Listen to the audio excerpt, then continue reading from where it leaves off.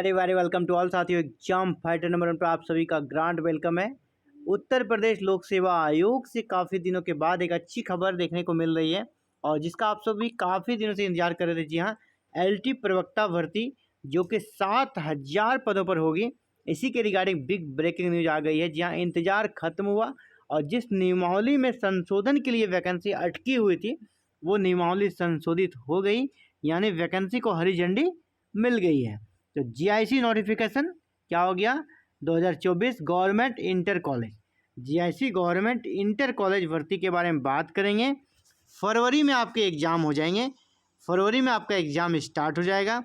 इसके पहले क्यों नहीं? तो इसके पहले नहीं होगा क्योंकि आप ये जान देख लीजिए, जनवरी में टीजीटी पीजीटी जो पुरानी भर्ती है इसका एग्ज़ाम लेने का प्लान है नए आयोग का। उत्तर प्रदेश शिक्षा सेवा आयोग जो नया बना है वो क्या करेंगे, जनवरी में एग्ज़ाम लेंगे टीजीटी और पीजीटी वाले जो पुरानी भर्ती यहाँ पर है।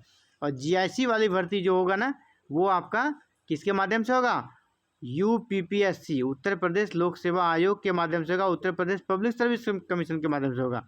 क्योंकि अधियाचन इसको 2 साल पहले ही मिल चुका है, यानी अधियाचन मिल चुका है तो विज्ञापन उसी को जारी करना इस बार। अगले बार से जो होगा विज्ञापन आएगा वो जीआईसी का भी विज्ञापन आपका आएगा, नई जो कर सकते हैं वहाँ पे शिक्षा सेवा चयन आयोग बनी है उसके माध्यम से। लेकिन इस बार आपका पुराना जो प्रोसेस चल रहा था यूपीपीएससी उसी के माध्यम से आएगा, क्योंकि ये पुरानी भर्ती है, अधियाचन उसके पास ऑलरेडी जा चुका है। लेकिन ये वैकेंसी इसलिए नहीं आ रही थी ना, नियमावली में आयोग ने कहा था कि आप संशोधन करिए।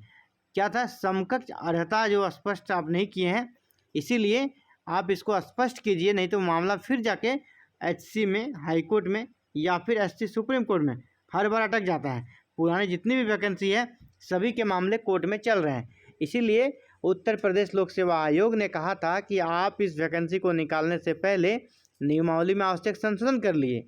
और क्या था वो विवाद जिसके लेकर आयोग ने वैकेंसी को नोटिफाई करने से इनकार कर दिया था, वो था समकक्ष अर्हता।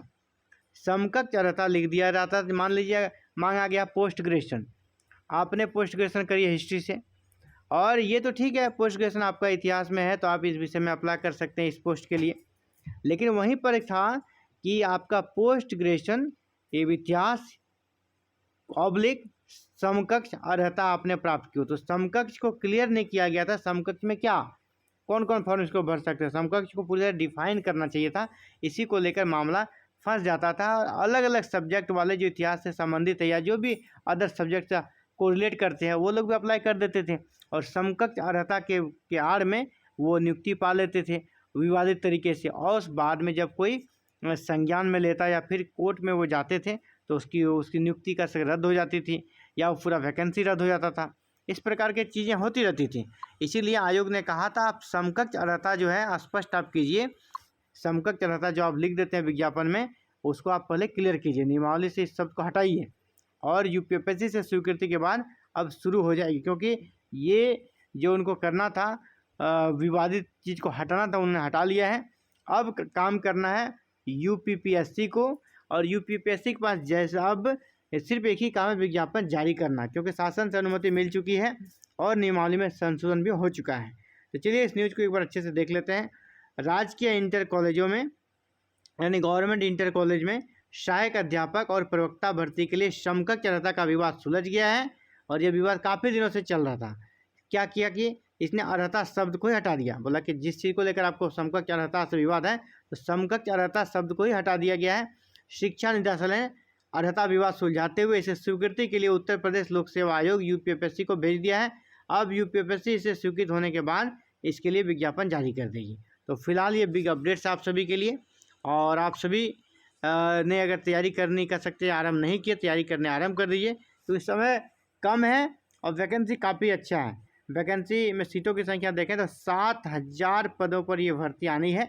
इन पदों पर भर्ती के लिए शिक्षा निदेशालय ने यूपीपीएससी यानी Uttar Pradesh public service commission को अधियाचन भेजा था। यूपीपीएससी ने शिक्षा निदेशालय को शिक्षक की समकक्ष अर्हता स्पष्ट करने के लिए कहा था। समकक्ष अर्हता को लेकर कई बार विवाद हो चुका था, ऐसे मामले हाईकोर्ट तक पहुंच चुके थे। पदों के सापेक्ष अर्हता का निर्धारण विभाग करता है। भर्ती के बाद अर्हता का विवाद कोर्ट गया तो आयोग को बाद में कर सकते हैं दिक्कत का सामना करना पड़ सकता था। इसीलिए आयोग ने चाहा कि पहले ही इस मैटर को सुलझा लिया जाए, इसलिए आयोग इसको पहले सुलझाना चाह रही थी। इस मामले को लेकर कई दूर का बैठक चला और अंततः ये जो अर्हता शब्द है इसको हटा लिया गया। अर्हता में क्या हटा दिया, समकक्ष अर्हता जो लिखा था इसके समतुल्य उसको हटा ही दिया गया। यानी जो विज्ञापन आएगा उसमें जो लिखा रहेगा वही चाहिए, आपको स्पष्ट क्लियर लिखा रहेगा कि आपकी योग्यता क्या होनी चाहिए। कहीं भी समकक्ष अर्हता या इसके समतुल्य अर्हता वो वर्ड वहाँ नहीं मिलने वाला है। तो इसके लिए जो निदेशक हैं अजय द्विवेदी, उन्होंने बताया कि विधि द्वारा स्थापित विश्वविद्यालयों की डिग्री शिक्षक भर्ती के लिए मान्य होगी। इसके अलावा कह सकते हैं कि विषयवार पद की अर्हता स्पष्ट रखेगी, किस विषय में क्या अर्हता चाहिए वो स्पष्ट अलग अलग यहाँ पे लिख दिया जाएगा। समकक्ष अर्हता कहीं भी नहीं लिखा जाएगा, उस टर्म को ही हटा लिया गया है। उन्होंने बताया पद के सापेक्ष अर्हता स्पष्ट कर दी गई है, इसलिए विवाद नहीं होगा। अर्हता में समकक्षता हटा दिया गया है और यूपीपीएससी से उसकी स्वीकृति का इंतजार है। स्वीकृति के बाद अध्याचन भेज दिया जाएगा। जैसे स्वीकृति मिल जाएगी आयोग को पुनः एक नया लेटेस्ट अध्याचन मिल जाएगा और इसके माध्यम से आयोग अपनी कह सकते जो इसके लिए एग्ज़ाम्स है उस दिशा में आगे बढ़ेगी और आपके एग्ज़ाम के चांस आपका फरवरी में बन रहा है और नोटिफिकेशन आपको इसी महीने नोटिफिकेशन आपका अक्टूबर इसी महीने में ही देखने को मिल जाएगा। तो आपको अगर अक्टूबर में नोटिफिकेशन मिल जाता है तो नवंबर दिसंबर जब आपके पास 3 मंथ रहेगा, आप 3 मंथ आराम से प्रिपरेशन कर सकते हैं। थैंक यू, धन्यवाद।